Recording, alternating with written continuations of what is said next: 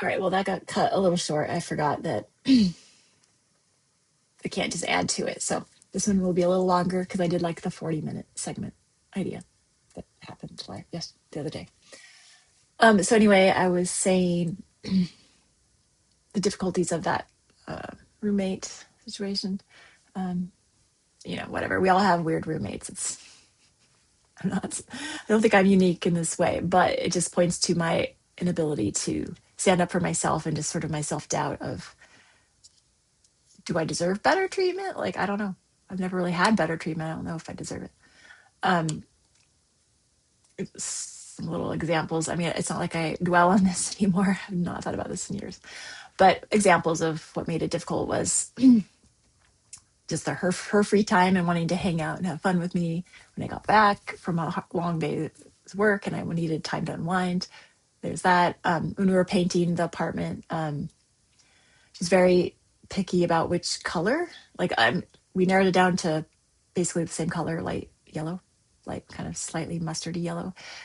And there were three that were like, to me, I'm pretty detail oriented, but I was like, those three are like basically the same. I don't care which one. And she like belabored over which of the three.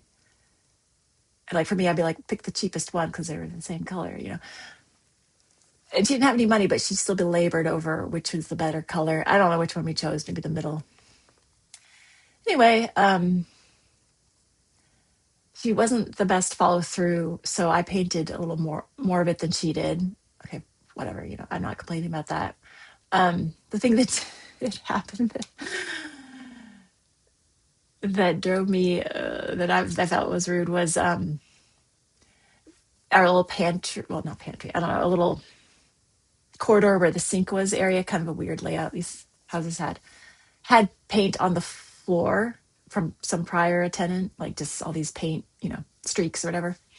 And she asked me, Allie, could you scrape those off of there? Like that would have taken hours. I'm the one who had a job, and that rubbed me the wrong way. I was like, no, like that was something I could just say, no, why don't you do it? Or she didn't do that. Oh yeah, she asked me if I would help her paint her bedroom. I drew the line there. I'm like, no, it's your bedroom. That's your choice. Just some inconsistencies. Like she would ask to eat my leftovers, and I'd usually say, no, but like those are my leftovers. I don't like cooking. At least cured her of the habit of just eating them. I don't think she ever felt comfortable just eating them because she did that to my prior roommate and friend, apparently.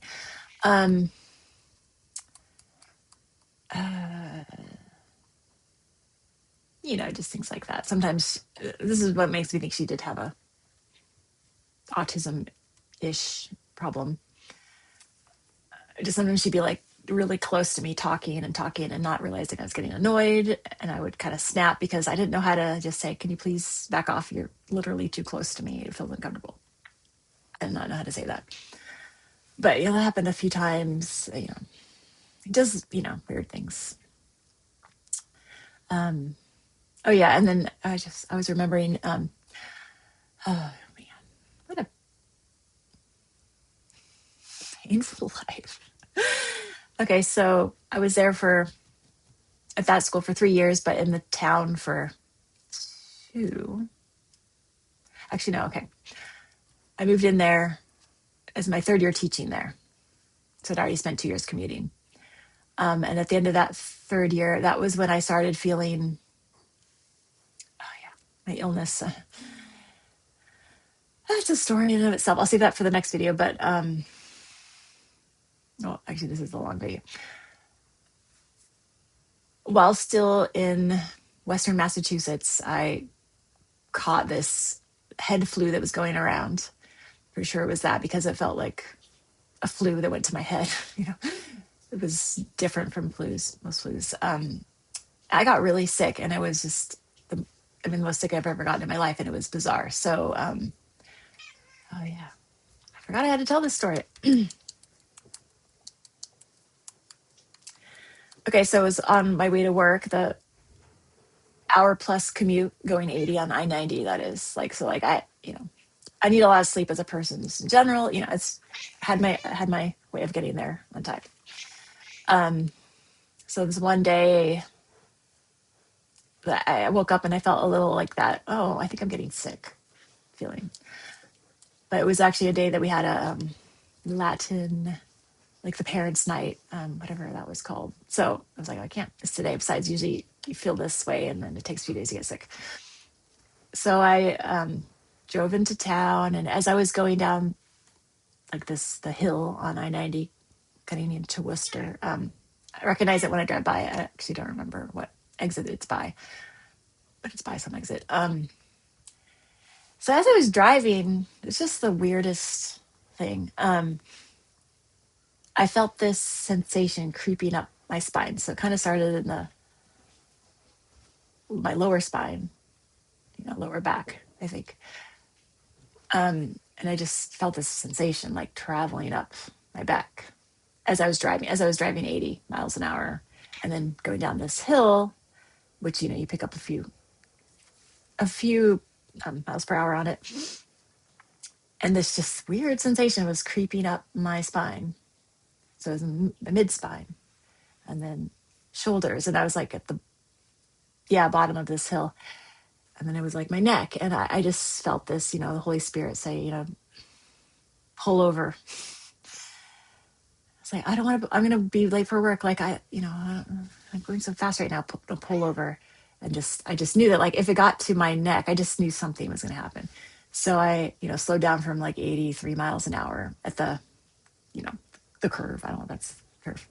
The, the dip of the hill, slowed down, pulled over, stopped the car. It kind of reached up my neck. And as it like reached my throat or whatever, I just threw up all over the steering wheel. It's kind of went everywhere. And then I fell asleep on the steering wheel, my head there. And, I woke up to this rapping on the driver's door, window, I mean. And it was a cop with his baton saying, "Hey, what you doing?" I'm like, I got sick and I fell asleep. He's like, "Well, you can't stay here." I was like, okay. So I drove to the nearest exit, pulled over at a gas station and fell asleep again. And then woke up and was like, I need to call the school. So I did. I called my coworker. She was nice, at least. I think they had figured out I wasn't coming in. I forget how late I was at this point. A couple hours, at least an hour. But I had made a cheesecake for this event. So I was like, well, I feel really sick, but maybe I'll drop it by. Because I was, 10 minutes away from the school, I think, 15 maybe. So I did. She had her students come out, get the cheesecake, but he said they just ate it in their class. They didn't give it to the people at the event. And it was a little embarrassing because I had puke on my clothes. But anyway, I was like, okay, I'm driving back home. Drove back home, got home, it was early day. It took an hour to get there. Fell asleep on the couch. And then I woke up again, went up, got cleaned up.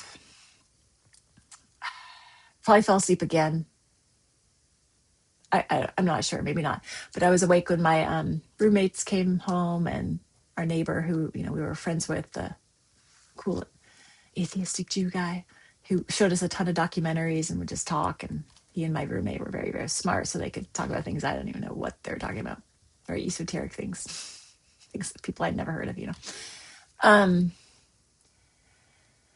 And he loved to cook. So that was another thing I liked about him. So he made me some soup, or he had soup already. And he wanted me to eat some. I was like, I don't think it's a good idea. Oh, come on. They convinced me. I ate a few spoonfuls and then I threw up and was like, oh, I have to go to sleep. Because like this heaviness and this tiredness was coming over me. So, I went to sleep. I'm sure I slept in what day was that?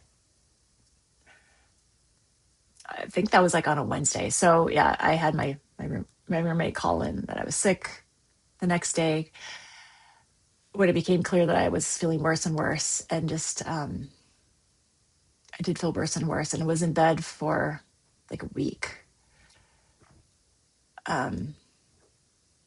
Yeah, it was like at least a week. So I had the rest of that week off, and then the next entire week, and then on the weekend I was starting to feel better and felt like would be coming back to work. So I blew through all my sick days, my 7 sick days, one sickness. it was about 5 days, yeah, 5 days in, which happened to be my 30th birthday. Um, my roommate saw that I was just not doing well, and took me to the ER, and they saw that I was dehydrated and rehydrated me and gave me some sort of headache painkiller. They kind of made me like see some spiraling things. That's really all I saw. Some, a little bit of trippiness. But it was this pounding headache pressure. Not a migraine. I've never had a migraine. It was mostly in the frontal area. And it just progressed over those first couple days, and then it was just, consistent, I'd say, for that week. But also, it is a little hard to remember. I haven't talked about this recently. I think my like upper shoulders and neck were very tight and compressed, but like head very compressed. And during that time, I would wake up to go to the bathroom. Like I would wake up, get up, faint, wake up on the floor, make it to the bathroom, go to the bathroom, faint on the floor, and then come back. So it was very weird sickness, and I'd never been sick like that before. Anything beyond just like a flu, like bronchitis once. Yeah, at the end there, my coworker even came out to visit me like that weekend before to see if I was okay, and I was like, yeah, I'm feeling better now. Like I can't. When I went back, I wondered if they actually even believed me that I was sick, because they just, it was weird. It was random. Actually, one of the teachers' wife sounds like she had gotten very sick from whatever this was too, but maybe not as sick as me. Anyway, it's just sort of the environment of people being suspicious at school. So that feels uncomfortable, and people don't trust your word. Anyway, so yeah, that's right. That had happened in October of 2009.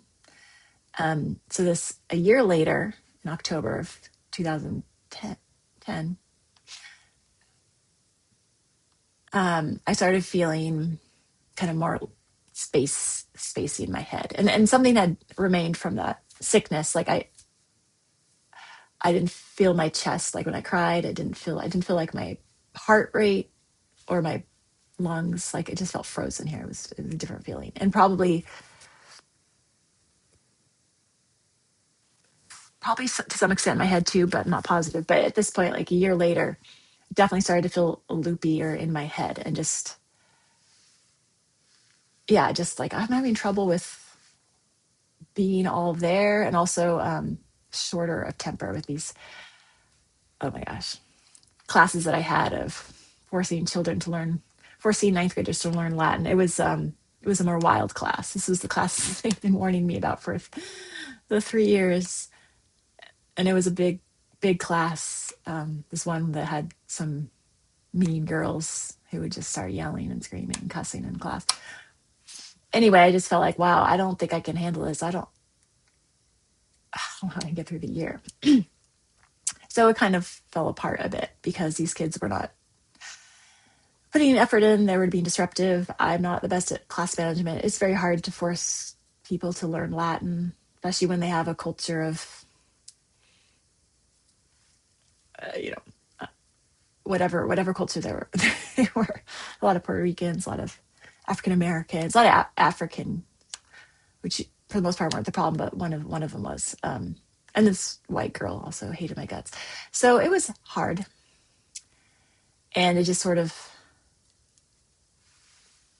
like, it was the hardest class. It was the biggest class, and then just the fact that I was spacey, and yeah, I could just kind of see the writing on the wall. By the end of the year, they told me they weren't renewing my contract.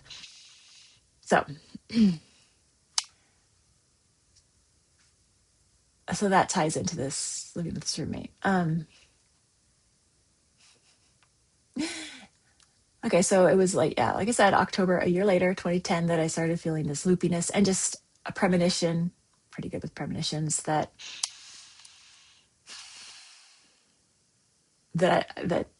I was falling ill, and I didn't know what I was going to do, and I didn't know how I was going to continue to teach.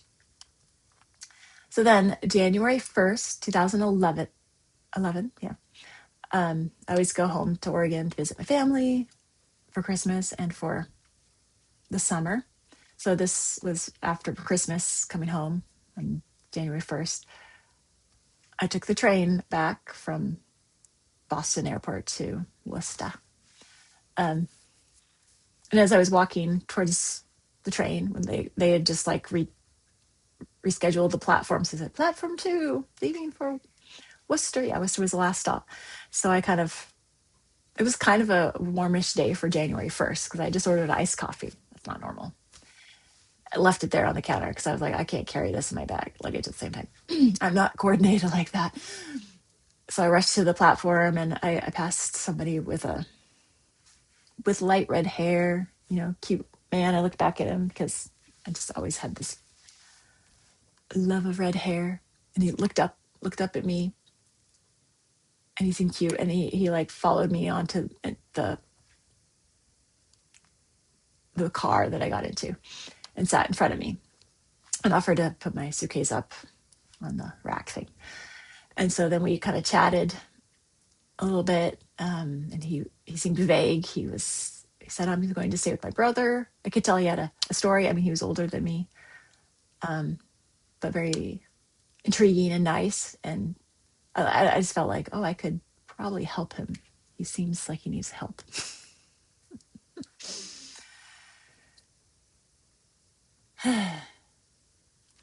So anyway, that developed into a relationship. I mean, I'd never had a relationship. I barely even dated at all, like a couple dates. Not that I didn't have my string of falling in love with people, because I did. This was very different from that. This was more like, okay, he really likes me, and I can help him. Like he finally told me I separated from his wife. She was very controlling, borderline personality type. We didn't figure out that terminology till later. Had two late teenage daughters. Yeah. So, and I kind of had questions. But at the same time, we did click very well, and like to talk about things, and did some nature things. And so that was going on. So yeah, that next year when my contract wasn't renewed, I at least started collecting Social Security. I didn't do that first year that happened, which I should have done, because not Social Security, but whatever that's called. Maybe it is called Social Security. Yeah. Anyway, I started collecting that, and right, I did look for some new jobs, but it's pretty competitive, Latin teaching in the New England area. And I was not very good at it. So I don't know. They could tell that I wasn't a very good classroom manager. And this one lady said, I think the kids would eat you alive here. And I knew I was less on my game than I even normally was. Not that I ever felt qualified to teach. But I just knew, well, yeah, I can't handle teaching like this. This is a joke. So it ends up, I did collect Social Security for over a year, a little over a year. Thank the Lord. And I had now had this boyfriend, and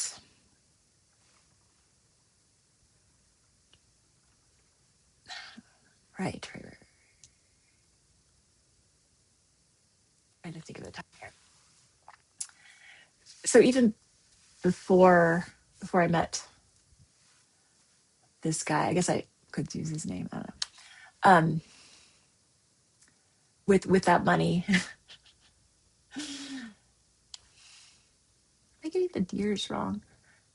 Uh,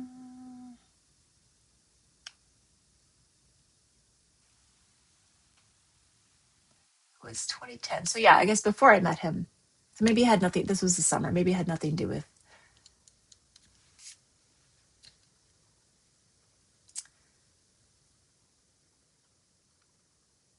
Yeah. Okay. I think it was the year before. Sorry. So maybe I had nothing with money. Anyway, I went to Italy with my mom for 3 weeks, and it was a blast. We had a lot of fun. It was also a heat wave. It was just this warm blanket everywhere. And I guess my point was, I had asked my roommate, "Hey, could you watch the cats while I'm away?" And she said, "Yes." She lived there. I mean, when she wasn't in the apartment, she sometimes went and stayed with her parents in her old room, but it was the same town. And then later, as it got closer to the time, she said, "Well, I don't necessarily want to come over and just feed your cats for you." And, that like cut me to the core. And I was like, "Oh, I thought you said you would." She said, "I said I could. I didn't say I would." So, I mean, that was so hurtful when you can't trust anyone and they betray you, especially somebody who you've helped so many times. Like I'd help her bring her groceries upstairs because she would ask me up those 3 flights of stairs. She didn't help me very often. She'd offer, but I was pretty self-sufficient. So that hurt. So I was like, well, okay, I could ask a guy from church, but like then this guy is going to come over. He's like, "I don't want a guy coming over here." I'm like, "Well, that's your choice." So she begrudgingly said she would feed my cats. When she was living there, she seemed to like the cats. So that was just unnecessarily hurtful, probably coming from her jealousy of me traveling. Um,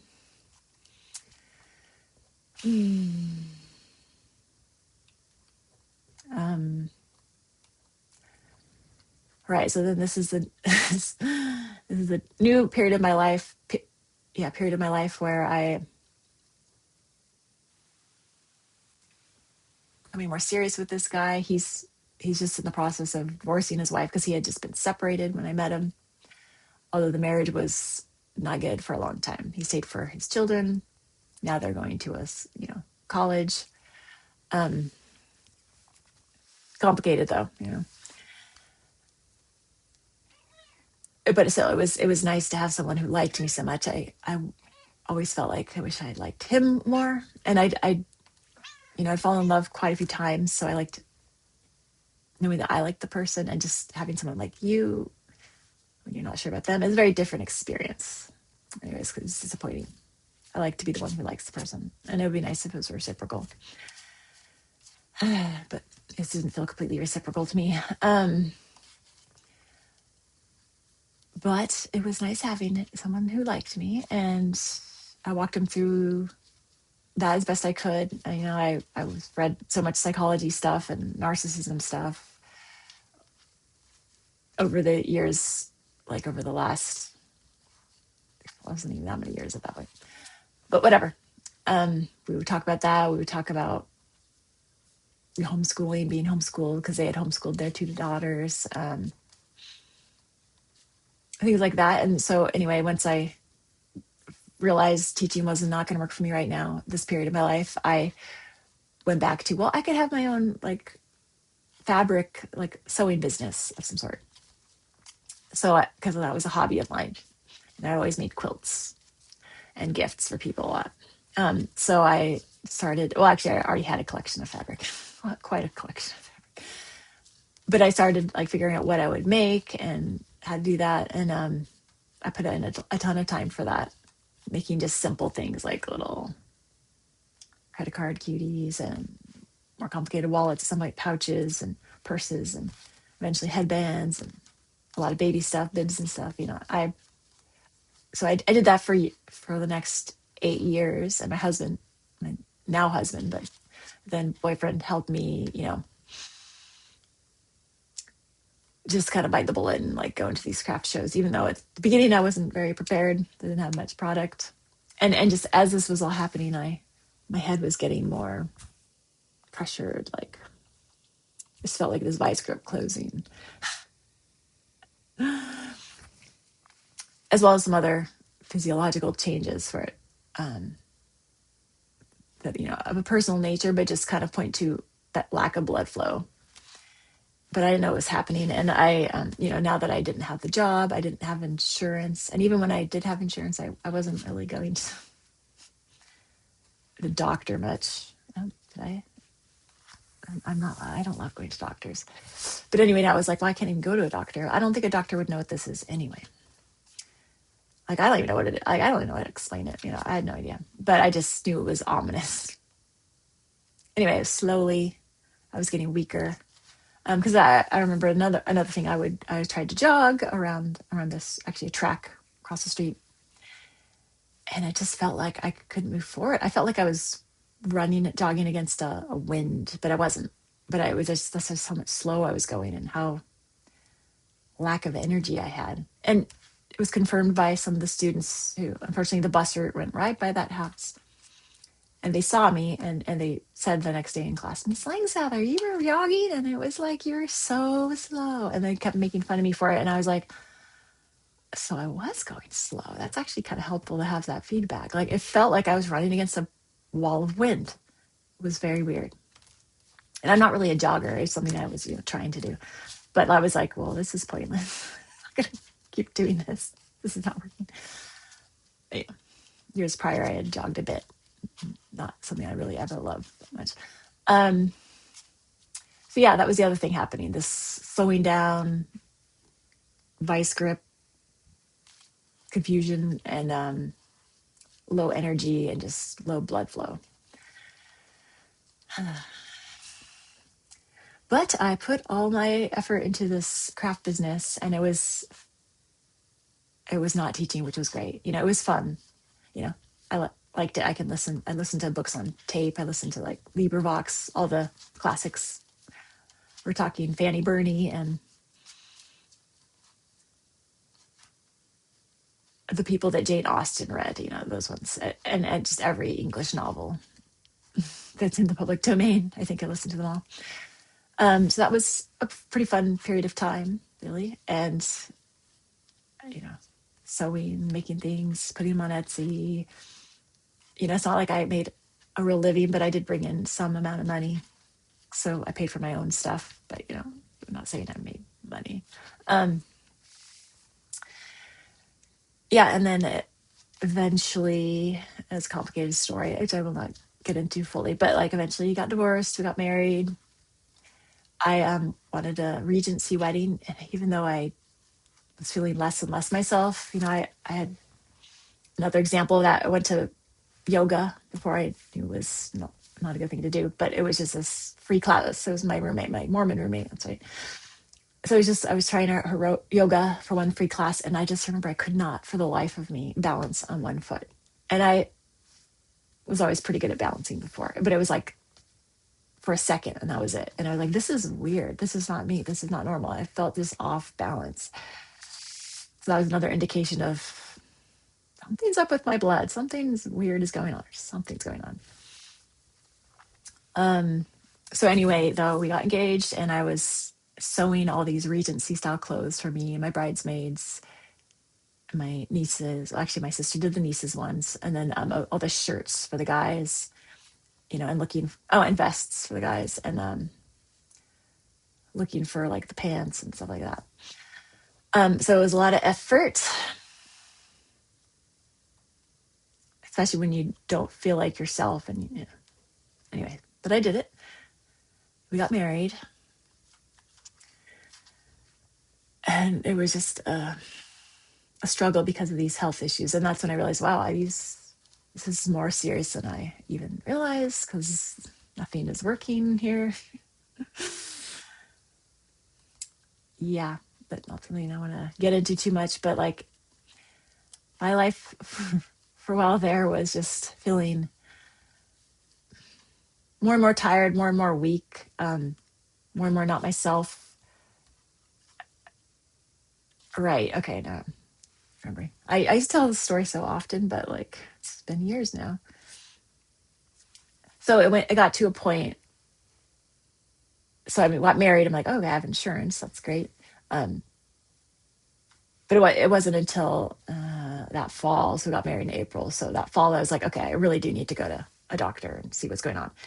So actually, we chose and he has insurance, a hormone specialist. It's like that. I think my hormones are off.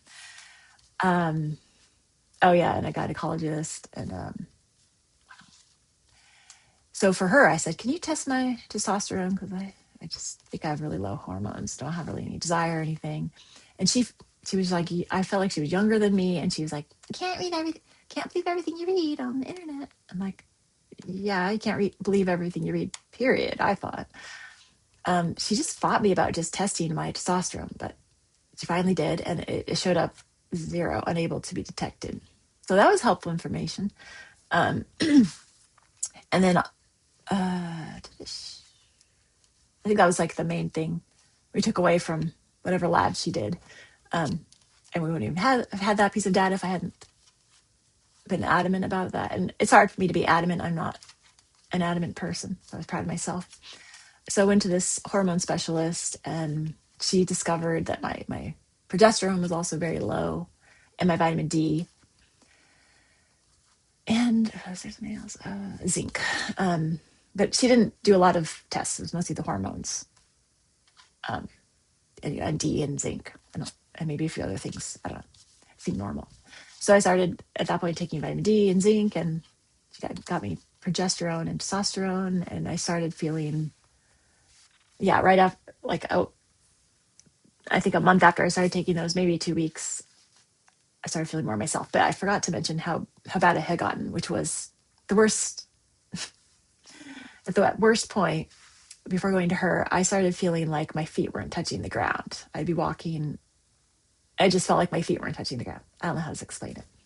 Like my nerves or senses did not extend to my feet, the bottoms of my feet. So that went away after I started taking these hormones. And I also started praying really, really hard, because God, heal me. I mean, I didn't know how to pray with authority or force. So I was just, please, God, heal me. And I told my sister, can you pray for me? She kind of didn't seem very sympathetic. I don't know. I didn't explain everything to her, but she was like, well, you should pray. I'm like, well, you should pray for me too. I don't know if she ever did, but I started praying more. And so this one day I was sitting out there on our cute little porch with the wicker furniture, and my cat was in front of me on the little footrest thing with my smoothie, just sort of that, oh, I don't even feel the ground anymore, just this sort of spacey feeling that I always feel. And I slept a ton, like 14 hours a night. So I was drinking my smoothie, and my cat just kind of looked like above my head. And I was like, yeah, I feel like something's going to happen. I set my smoothie down, and I felt just this energy come through my top of my head all the way down my spine to like the lower spine. And it just felt like this miraculous energy that came into me. And I just felt a lot more normal, not completely, but a lot more normal. Like, that I could feel my feet touch the ground after that. I'm trying to remember, because I haven't actually thought about this in a while. I felt a lot more in my chest, not completely, but a lot more. Yeah. I think for the most part that cured that chest feeling. Like, wow, I can feel my lungs. I can feel breathing and my heart rate. It's not this like I could not feel those things. I don't know. It's very weird. And then that's probably when I realized, wow, my heart seems to be going fast all the time. And it was. But yeah, just to feel your breathing. Yeah. So it was a partial healing miracle. My cat saw it. I think an angel was sent, touched my head. Something supernatural did. It wasn't Jesus, but I feel like he sent an angel for that. So that was a good thing. I even decided I'm not going to tell my husband. I'm going to see if he notices.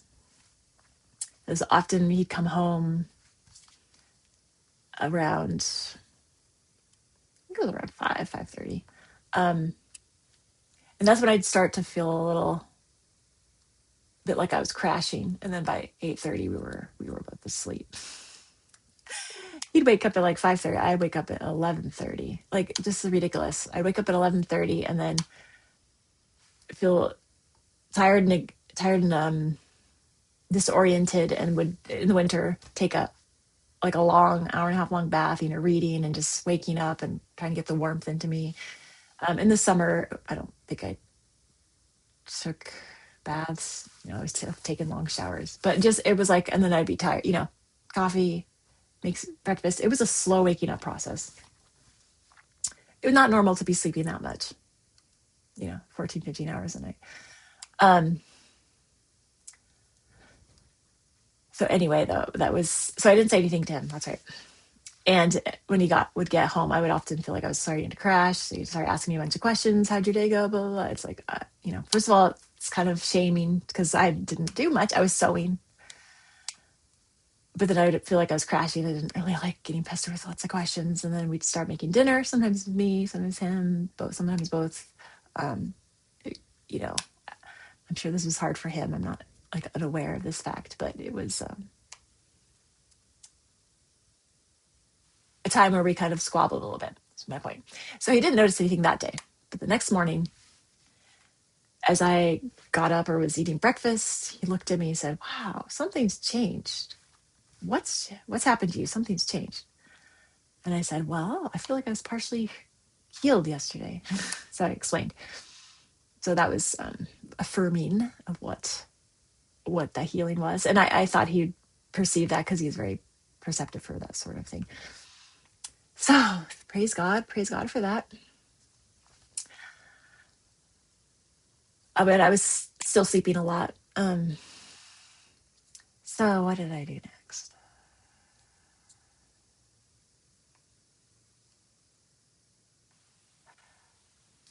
I mean, it was about this time we went to Europe and kind of did a train trip around, which was fun. And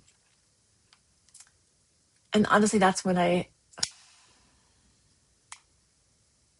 remember that's when I was taking the progesterone. So I actually think this healing happened after getting back from this trip. Yeah.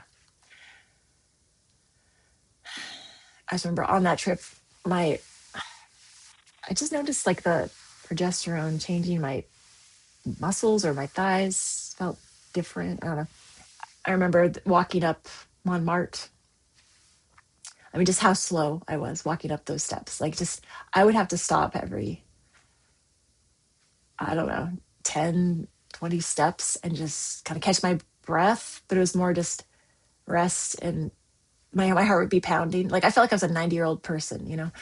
Um, yeah, just how hard that that was climbing up the steps. I remember seeing this broken glass because I knew I was sick, and I tried to take a picture of like my face in the reflected in the different shards. I don't think it turned out, but it was like, oh, this would really capture how I feel if I could just get this to work. And that was on Montmartre. Um, on that trip, we also went to Reichenbach Falls in Switzerland to see where Sherlock Holmes and Moriarty had their final fight, you know, fictionally. So that was fun. But like we walked up that waterfall and just how slow I was, and I just need to catch my breath. And I mean, just it wasn't even so much catching breath as just getting my heart to slow down, and then feeling some energy revive. And for whatever reason, during this period, when we first, were married, we hiked a lot, and so that was really hard for me because I was exhausted and tired, and we'd often forget to bring our lunch, and that would also give me energy. And I needed a lot of water. I needed food. It just pushed me so hard, and it was like really hard to do these things. And it would have been nice to have taken the gondola up and then walked down. But no, we did it the other way. We walked up, which was really hard, and then we took the gondola down. So anyway, though, after this trip, which was fun, but I was not feeling normal, but I was feeling the cumulative effects of the progesterone and whatever not. Then I got this healing and started feeling a lot more myself, but not completely. So I'll try going about 10 more minutes. Oh, what next?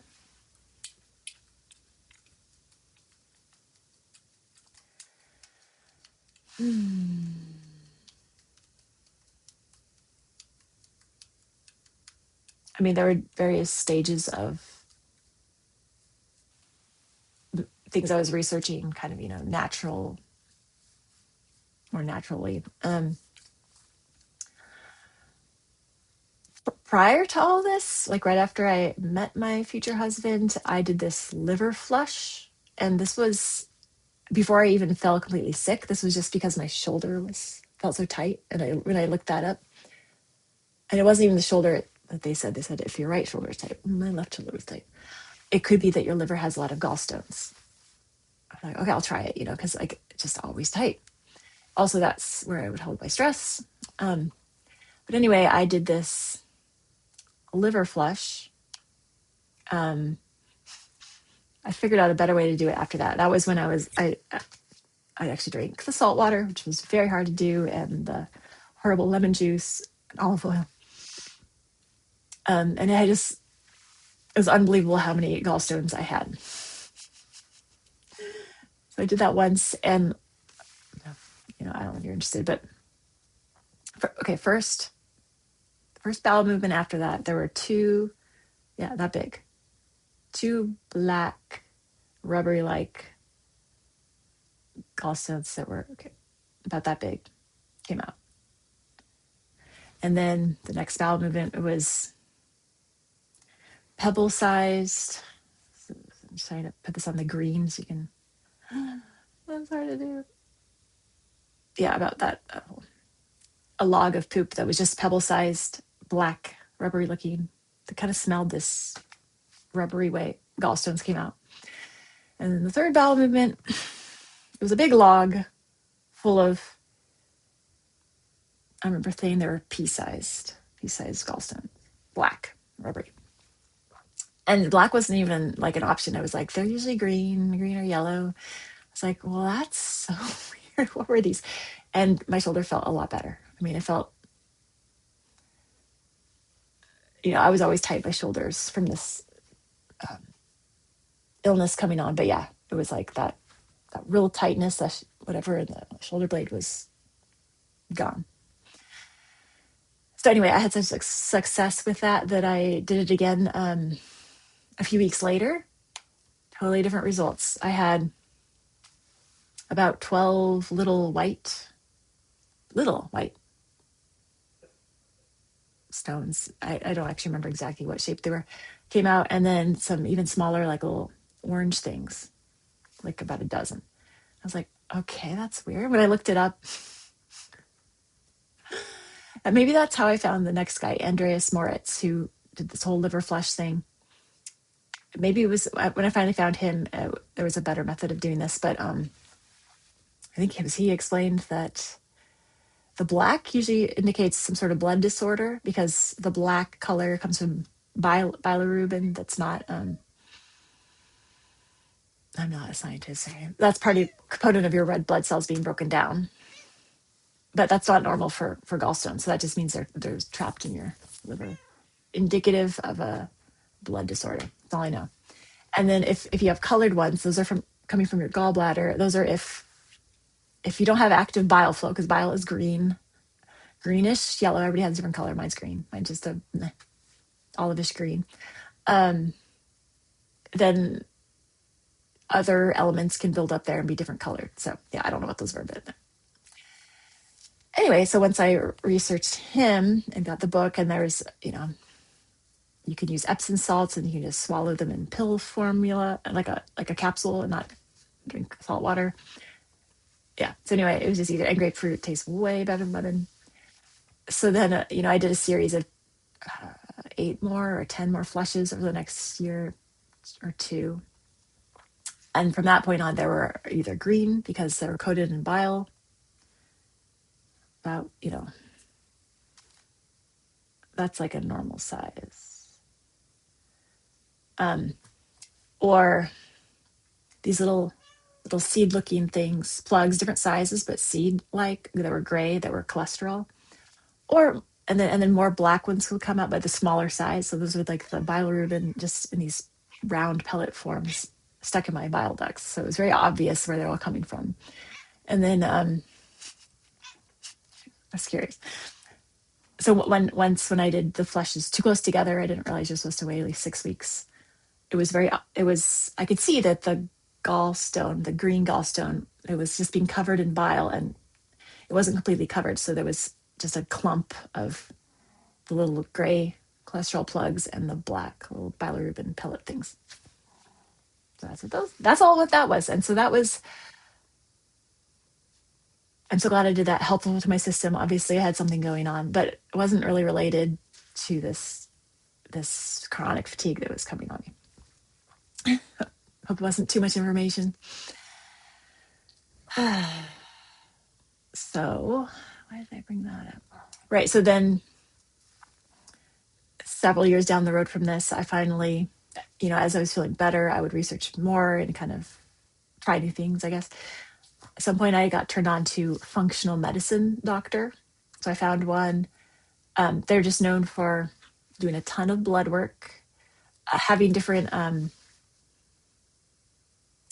guidelines for what's normal, like more specific to what's normal. Like especially with thyroid, like they more sensitive to if you're like a little low in thyroid. So he found out that I was, well, actually no, that first hormone specialist figured that out too. So it was thyroid also. I started taking with her. So anyway, he continued that the thyroid and discovered just a bunch of other like supplemental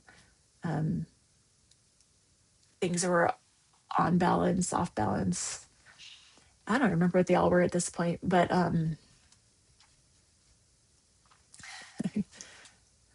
he helped me quite a lot, is my point. And I'm not remembering what specific here. At some point also he helped me realize that I had SIBO, small intestinal bacterial overgrowth. So I took microbe X to kill that off. Sorry, yeah. And the other weird thing he discovered, we never knew why, was that my cholesterol was actually lower than normal. Like my cholesterol was low, which meant my gut wasn't making it. So that baffled him. He couldn't figure out why. And I'm trying to think of what we did. I mean, we did the SIBO thing. What we did to correct that, I don't remember, but maybe it was just the gut stuff. It's started getting more normal. Yeah, and there was a time I could explain all this and ad infinitum. Okay, I remember right now. The other main things he discovered were that my norepinephrine was high, like really high, and that's like a stress hormone. And that was high for a long time. I mean, as I worked with him for the next 2-3 years, I think 3, that was high. I think pretty much the whole time. Maybe at the end it started going down. But it was norepinephrine and probably epinephrine. Not I could be wrong about that one. Yeah, so basically that just meant my stress hormones were high. He's like, "Are you stressed?" I'm like, "I sleep 14, 15 hours a day. I don't really work. I sew when I can." Like, "No, I'm not stressed." And then my heart rate was fast, and what did he say about that? Okay, I'm remembering details now. I think he pointed out that it was high. I don't think he was super concerned about that. One of the blood tests notes that stood out to me, but he didn't seem to think it was a big deal, was, and I don't remember the exact terminology, was the phlebotomist noticed that my blood seemed coagulated. It just looked weird to her. She drew it out. So that was like something that I brought up to him because I thought it was a clue. And he was like, it was a clue for me. So I kept remembering that.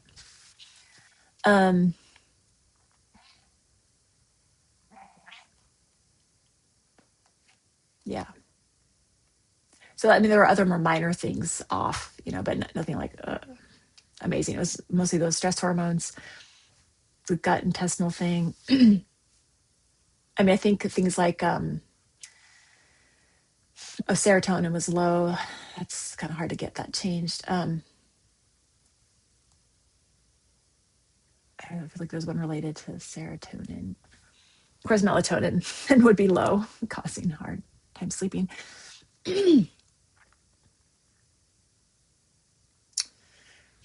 I have not thought about this in quite a few years, but okay, just the other main hormone for that helps you wake up. Anyway, that was off too. Anyway, those are the main ones. But his actual main strategy for me was like his thing that he thought I was not doing was not eating enough. He didn't think I was eating enough calories, so he encouraged me to eat a potato a day and all this stuff, which I did. So and I started gaining weight. Like I was skinny all this time. I mean, I've sorry, have mostly been skinny all my life, but like I did fluctuate a bit between sizes. Like that's kind of normal for me, and I have to be somewhat careful on carbs. So like eating a potato a day, I started gaining. Like I gained 20, actually 30 pounds in like I don't know a year at the most. And I was like, wait, I've gained way too much weight. And he's like, ah. Eh. So that annoyed me. That attitude annoyed me. And also, I don't think that eating was my main problem. But he did help me in many ways. These other things I mentioned. Yeah, so I'm going to end it there for this one. Part 4 is over.